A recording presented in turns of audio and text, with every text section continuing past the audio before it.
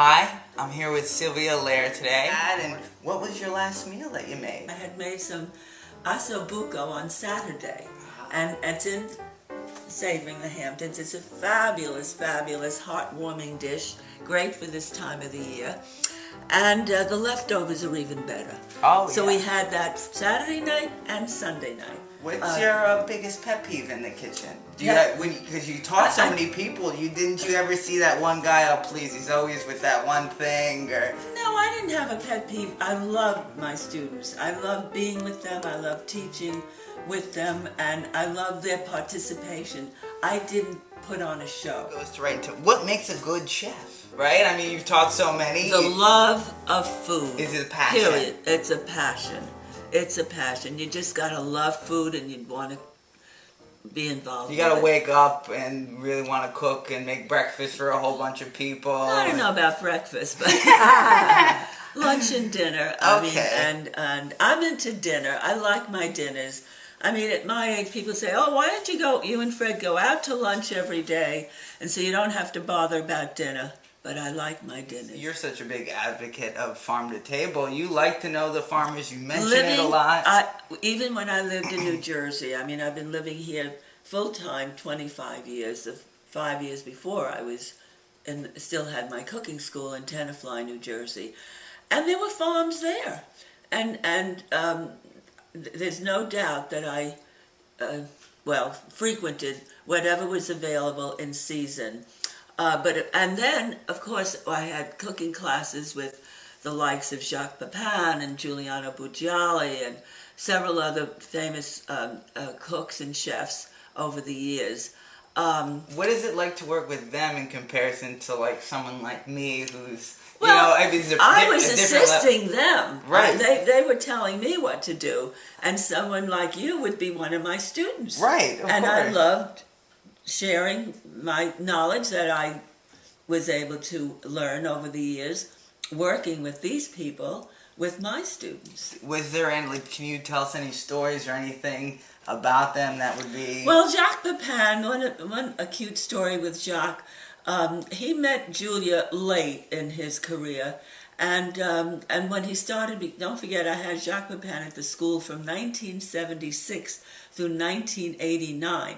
So what I'm saying is he'd come once a year for a whole week to do his classes, and those were demonstration classes. You couldn't afford to have small classes with Jacques. They would be prohibitive in price, and for what someone like that would require. Even then. And even then.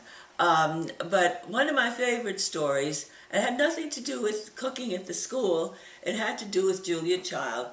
After a while, he became famous through his many incredible technique cookbooks and the expertise that he was able to share with us. He was cooking since he was 14, and he worked as well for the president of France for a while until he was brought over to the States with, I can't think of the name of the fellow who was here, and he worked with him for a while, famous guy who lived in East Hampton, and anyway, he's since gone. Beard. Not James Beard. No, he had nothing to do with James Beard. James Beard was a cooking teacher of Americana. This was a French fellow who lived in East Hampton. Anyway, he told us a story one day how he was invited to meet Julia Child and her husband at their home. He lived in Connecticut, in Madison, which is close to Boston, and that's where Julia lived, outside of Boston, I believe. And anyway, he and his wife, Gloria, were very excited about going to Julia Child's for dinner. Can you imagine how anyone would feel being invited to Julia Child's for dinner? She greeted him at the door, holding an apron, handed it to Jacques, and said, "Okay, Jacques, what are you going to cook?" And, there were other stories. Yes, he was a very good-looking guy.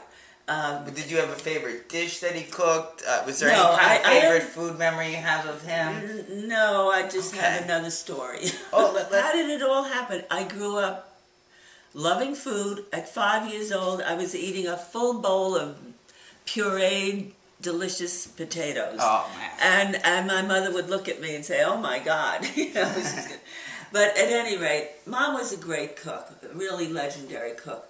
My mother and father were born in northern Greece of Sephardic Jewish heritage, which dated back to the Spanish Inquisition. I'm telling you this because I ate Mediterranean food all my life. It was either Spanish or Greek. My mother made her own phyllo. Spanakopita wasn't an hors d'oeuvre when I was growing up. It was a breakfast, Sunday special breakfast. And also for the holiday Yom Kippur, which is break the fast, and we'd always have her special spanakoppitas. At any rate, there was just a lot of good food around. And we lived in Brooklyn in a two-family house, and the neighbors were of Italian descent from Sicily. And my mother also had this passion for food, and she would smell the smells of Mrs. Colonisi's pasta dishes. So she learned how to make her tomato sauce. She learned how to make her lasagna. Only her lasagna didn't have a meat layer. Zucchini and eggplant were very big in the Mediterranean, very big. And everybody was in Spain and Italy, even France, they cooked a lot of zucchini and eggplant. So instead of the meat layers, she had the cheese, she had the pasta, she had the sauce, the great tomato sauce. She would bake slices of eggplant and zucchini for the meat layer. So I always said, growing up, I had the first vegetarian lasagna. And rosemary, very important. There's my rosemary plant if you want. She has one inside, right? All year round. One there. Category. As far as my herbs, I can't live without them. And they're in my garden. They're right outside my dining room door. And that's a constant. I'll go out no matter what the weather is to get it if I need it for a dish. That is. See, that's a statement right there. I will do what I have to do to get that dish done. Absolutely. So what do you think the most challenging ingredient to work with is? As far as a challenge, there's nothing that's a challenge. If you want to... What's your favorite leftover dish? Like something you take leftover? At the beginning of our conversation, I talked about the ossobuco, which is also in savory. It's a fabulous leftover dish. You can have it if you still have the whole cutting of the ossobuco with the center bone. For instance, the ossobuco is with rosemary and red wine, and then you serve it. In this case, it has the juice of an orange and some orange zest, and serve it with some You're making me hungry sitting from your lips lips to my stomach. You have this book. Oh yeah, we're gonna put it up for people to have the link to it so that they can see and check it out. The problem is, they'd have to get it on Amazon. That's not a problem. I have a link to that.